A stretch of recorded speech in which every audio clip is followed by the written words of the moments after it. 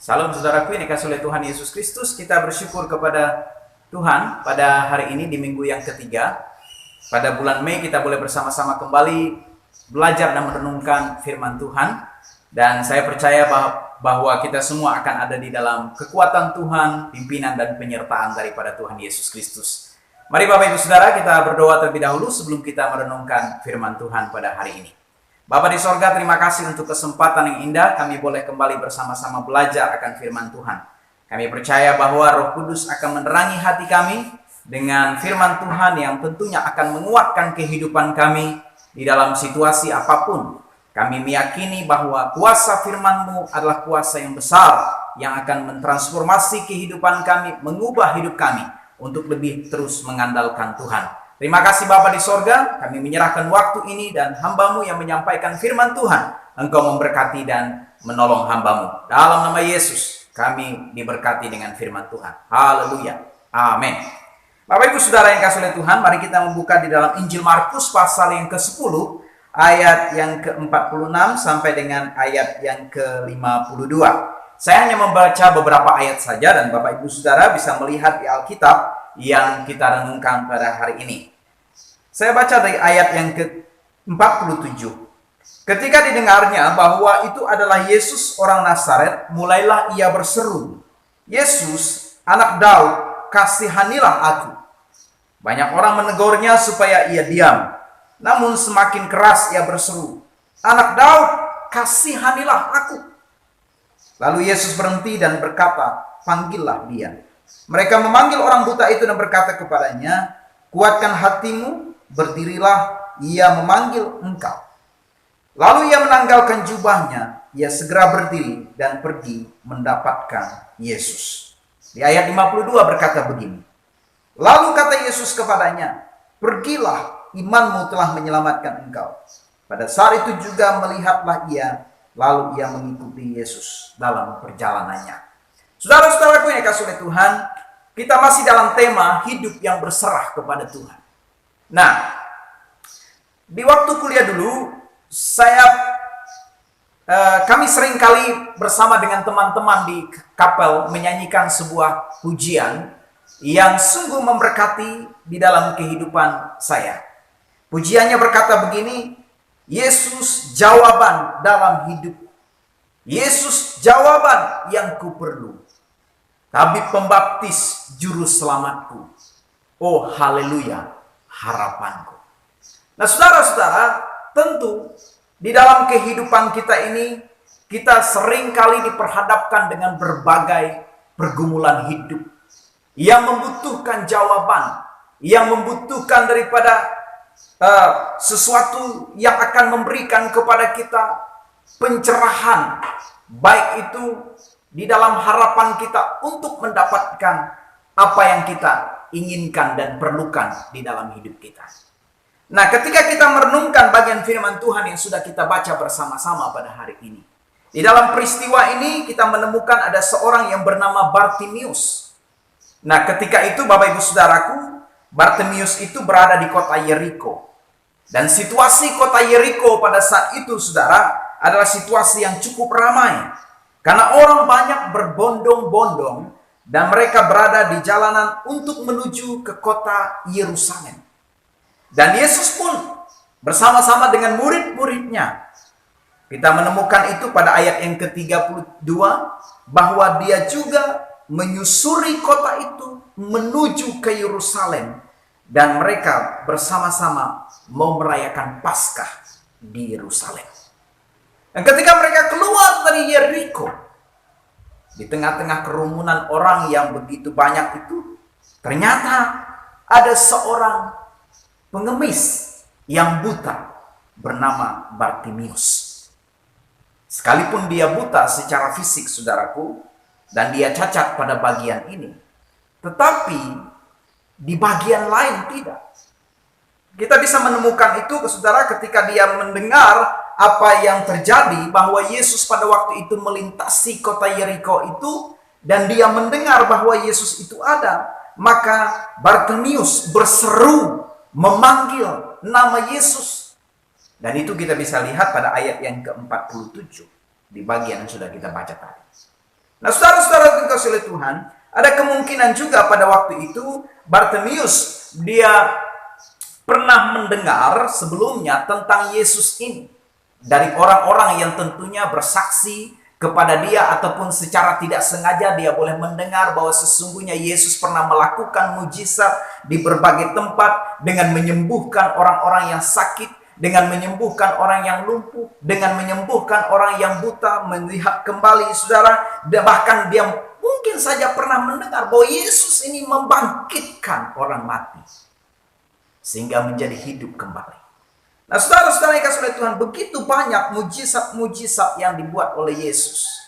Nah, di samping itu juga Bartimeus yakin dan percaya sepenuhnya bahwa Yesus itulah yang sanggup menolong kehidupannya, yang berkuasa untuk memberikan kepada dia keinginannya untuk melihat kembali, yang berkuasa membuat mujizat di dalam kehidupannya dengan memulihkan keadaannya. Dan hanya Yesus yang sanggup melakukan itu bagi dia.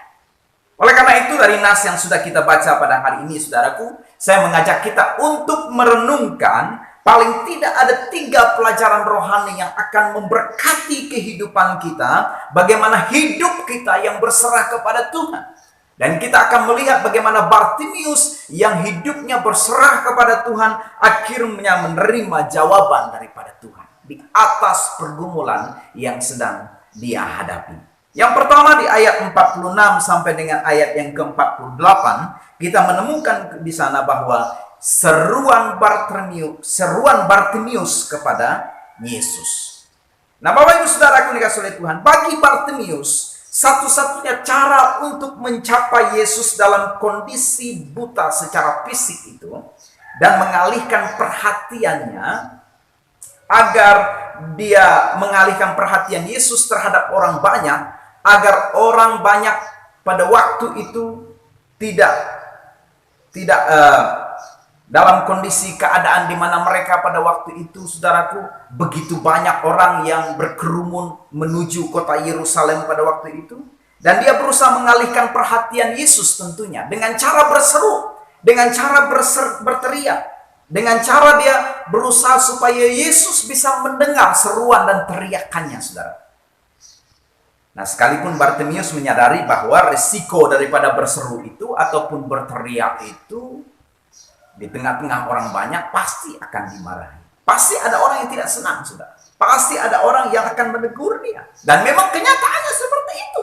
Kita bisa melihat di ayat 48, mereka menegur dia. Tetapi di dalam seruan Bartimeus kita menemukan beberapa bagian, saudara. Yang pertama, saudara, dia berseru kepada Yesus dan di dalam seruannya itu ada semangat juang yang tinggi. Di dalam seruan Bartimeus ada semangat juang yang tinggi. Bagi Bartimeus, teguran orang banyak justru, saudaraku, membangkitkan semangat juangnya untuk mencapai Yesus, untuk bertemu dengan Yesus. Dia tidak melihat bahwa tantangan yang sedang dihadapinya akan melemahkan imannya, melemahkan semangatnya, atau membuat dia menyerah, saudara. Justru, Bapak Ibu Saudaraku dikasihi oleh Tuhan, dalam seruan Bartimeus, Yesus anak Daud, kasihanilah aku, sebanyak 2 kali dia berseru, membuat Yesus berpaling dan melihat kepada dirinya. Yesus berhenti dan memanggilnya. Dan semangat juang yang tinggi inilah mendapatkan mujizat dan jawaban daripada Yesus. Yang kedua, di dalam seruan Bartimeus, saudaraku, ada tindakan atau ada action yang terjadi. Ada tindakan dari Bartimeus, dan ini dimulai dengan dia pada waktu itu dikatakan duduk di pinggir jalan. Sebelumnya mungkin dia pernah mendengar bahwa Yesus akan lewat jalan itu, lalu dia berusaha duduk di pinggir jalan. Nah, Bapak Ibu Saudaraku dikasihi oleh Tuhan, tentunya ketika dia mulai duduk di pinggir jalan, berarti ada tindakan dari dia. Dia tidak mau duduk di rumah saja. Dia tidak mau berada pada tempat yang lain. Dia berusaha untuk bisa menghampiri Yesus. Atau dengan kata lain, saudara, dia yakin bahwa Yesus yang lewat pada jalan itu bertemu dengan dia.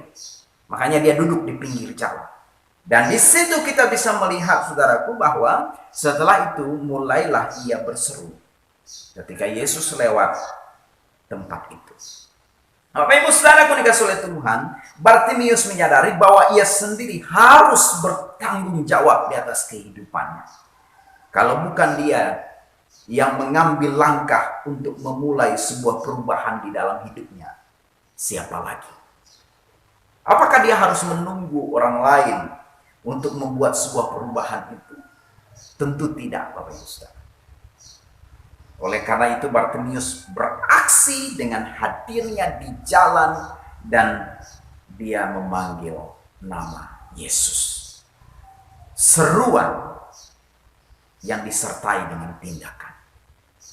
Yang ketiga, Bapak Ibu Saudaraku, di dalam seruan Bartimius ada keinginan besar yang ingin dia capai. Keinginan itu adalah dia mau supaya Tuhan Yesus menyembuhkan dia, supaya aku dapat melihat.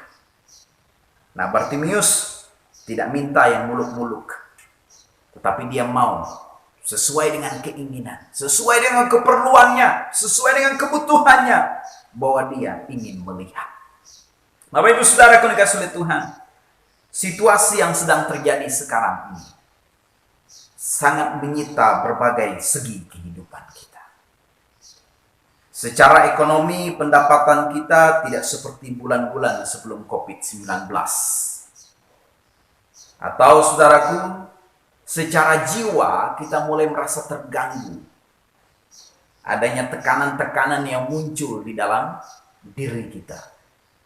Munculnya berbagai kekhawatiran-kekhawatiran ada pada benak kita. Bahkan Bapak Ibu Saudaraku, bisa jadi tingkat stres di dalam diri kita itu semakin memuncak atau semakin ada di dalam atau semakin bertambah bagi kita. Namun Bapak Ibu Saudaraku dikasihi oleh Tuhan, dengan banyaknya pikiran kita yang dalam menghadapi berbagai persoalan hidup yang terjadi sekarang ini, apakah kita harus menyerah? Apakah kita, saudaraku, hilang harapan? Apakah kita pada waktu sekarang ini, saudaraku, putus asa dan tidak bersemangat lagi, saudara? Justru dalam kondisi seperti ini, saudara, ini kasih oleh Tuhan, iman kita harus semakin menanjak. Iman kita harus semakin kuat. Dan kita berseru kepada Yesus yang adalah Tuhan dan Juru Selamat kita, memohon belas kasihan daripadanya, agar kita yang sekarang ini mengalami situasi yang sekarang ini sedang terjadi di dalam kehidupan dunia ini atau di dalam kehidupan kita ini. Minta Tuhan agar semuanya cepat berlalu dan kita kembali dapat menikmati segala sesuatu tanpa adanya beban pikiran yang besar seperti sekarang. Nah, Bapak Ibu Saudaraku yang dikasihi oleh Tuhan, serahkan semuanya kepada Yesus. Tantangan yang terjadi bukan membuat kita semakin kendor untuk bertemu dengan Tuhan Yesus. Percayalah bahwa setiap seruan yang kita sampaikan kepada Tuhan Yesus itu adalah persoalan-persoalan, seruan-seruan kita. Dia yang akan mendengarkannya. Sebab pemazmur berkata di dalam Mazmur 50 ayat 15, "Berserulah kepadaku pada waktu kesesakan. Aku akan meluputkan engkau dan engkau akan memuliakan aku." Nah, saudara, yang kedua bisa kita renungkan pada bagian ini adalah di ayat 48 sampai dengan ayat yang ke-50. Reaksi Bartimius terhadap tantangan yang dihadapi. Reaksi Bartimius terhadap tantangan. Nah, untuk mencapai keinginannya dengan melihat kembali atau menerima mujizat daripada Yesus, tentunya Bapak Ibu Saudaraku tidaklah mudah bagi Bartimius. Dia harus melewati tantangan. Tantangan itu tidak hanya berada pada di dalam dirinya sendiri, tetapi juga berada di luar. Tetapi dia berusaha supaya tantangan-tantangan ini disingkirkan dan membuat dia bisa melihat kepada Yesus. Berfokus kepada Yesus, memanggil nama Yesus, dan menerima mujizat daripada Tuhan Yesus. Nah, tantangan-tantangan ini Bapak Ibu Saudaraku adalah tantangan yang tentunya berusaha menghalangi dia untuk bertemu dengan Yesus. Dan itu ada di dalam diri Bartimius. Kalau kita perhatikan tantangan yang pertama itu dari orang banyak. Nah, di sana dikatakan Bapak Ibu Saudaraku bahwa orang banyak pada waktu itu di ayat yang ke-46 berbondong-bondong. Berarti begitu banyak orang yang berusaha untuk hadir di dalam perjalanan itu menuju ke Yerusalem. Ataupun mereka bersama-sama melintas di kota Yeriko itu. Dengan motivasi tentunya Bapak Ibu Saudaraku, mungkin ada juga yang mau melihat Yesus. Ada yang juga mau bertemu dengan Yesus. Karena Yesus melintasi kota itu.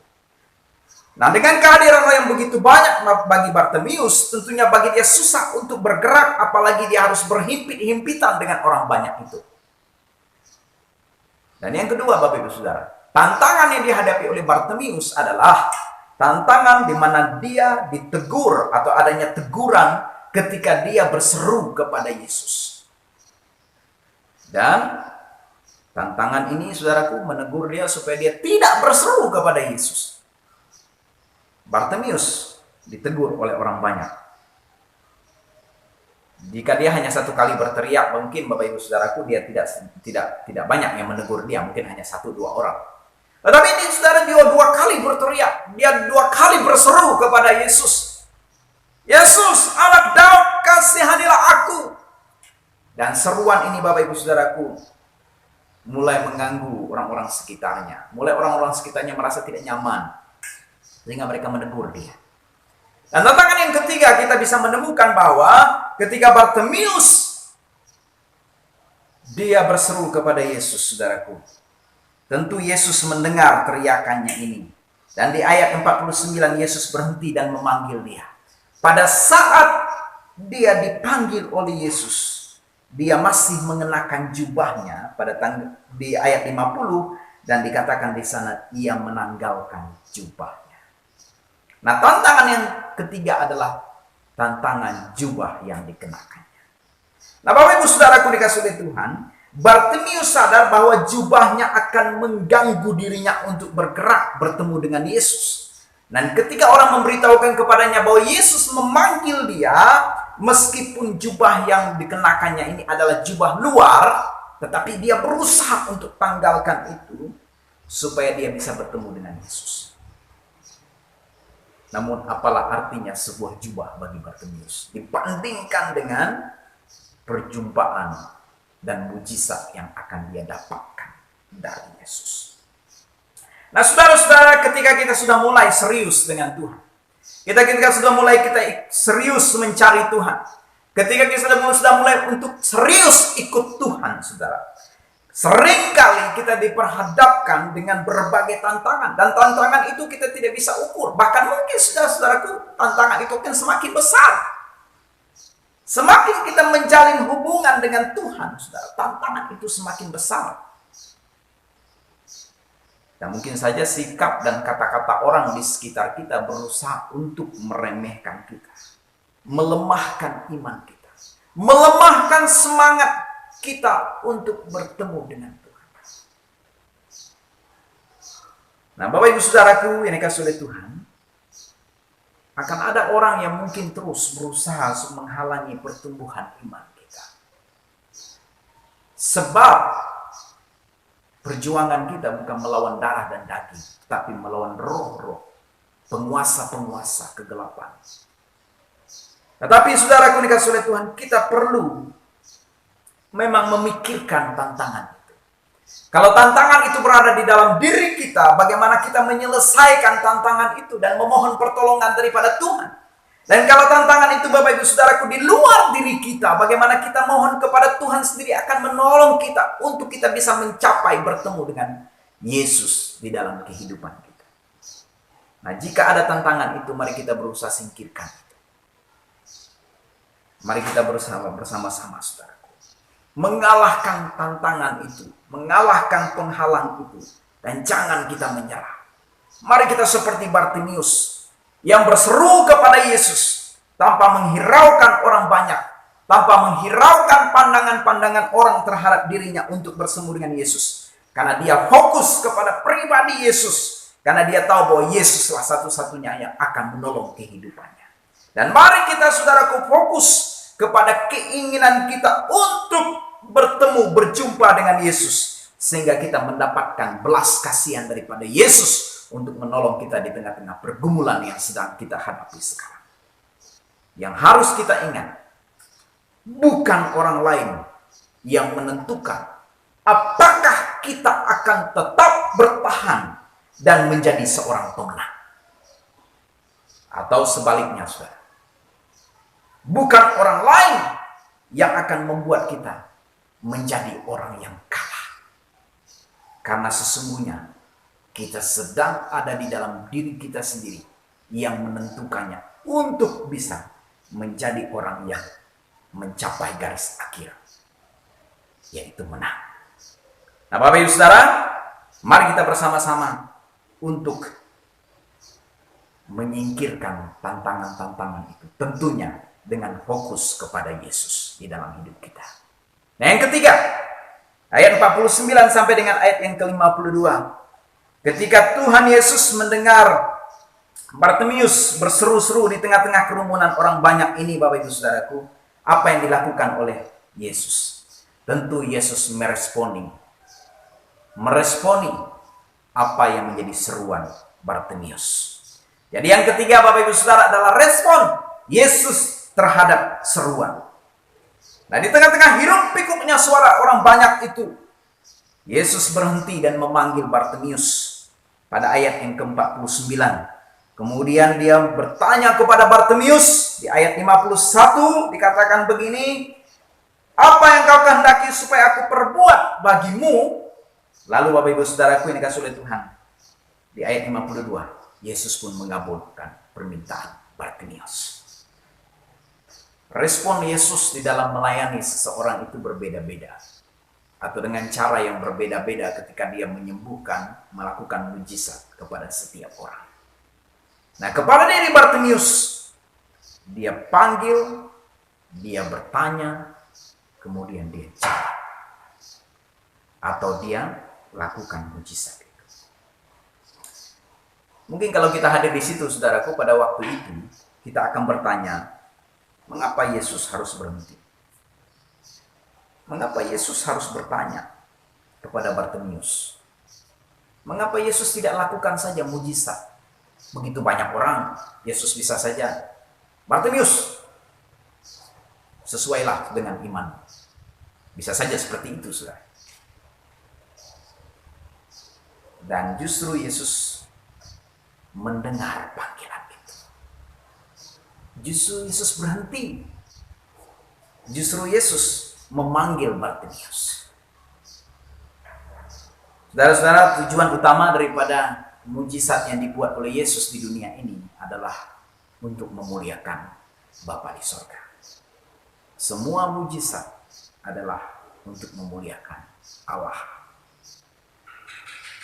Nah juga, saudaraku, dalam situasi seperti yang terjadi pada waktu Bartimeus ini, bisa saja karena situasi kota yang begitu ramai pada waktu itu, saudara, dan bukan hanya orang banyak yang pada waktu itu berkerumun, dengan munculnya suara-suara keributan yang sedang terjadi oleh orang banyak, saudaraku, tetapi yang membuat Yesus berhenti karena dia mendengar satu teriakan yang berbeda dari sekian banyak teriakan orang. Satu teriakan yang berbeda daripada setiap teriakan yang muncul pada waktu itu.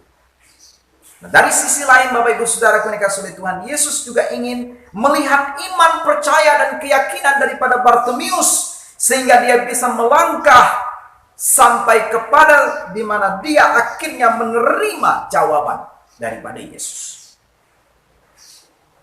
Dan memang iman Bartimeus lebih besar daripada keterbatasan fisiknya. Dalam kondisi demikian, Yesus sanggup mendengar dan membedakan jeritan seruan dari Bartimeus yang memohon belas kasihan daripadanya. Dan ini sangat penting bagi kita sekalian, Bapak Ibu Saudara, bahwa Yesus di masa Bartimius adalah Yesus yang sama juga di masa kita sekarang ini. Dia mau mendengar jeritan hati kita, seruan kita, dan dia tetap memperdulikan keadaan kita.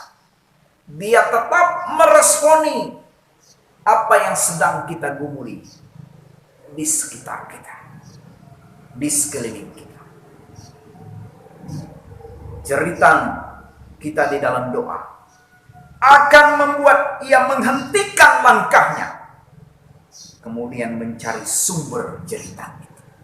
Ternyata jeritan itu adalah jeritan saya dan Bapak Ibu semua, saudara-saudara sekalian. Dan dia akan datang dengan memberikan pertolongannya ini. Pergilah, imanmu telah menyelamatkan engkau. Pada waktu itu juga melihatlah ia, lalu ia mengikuti Yesus dalam perjalanannya.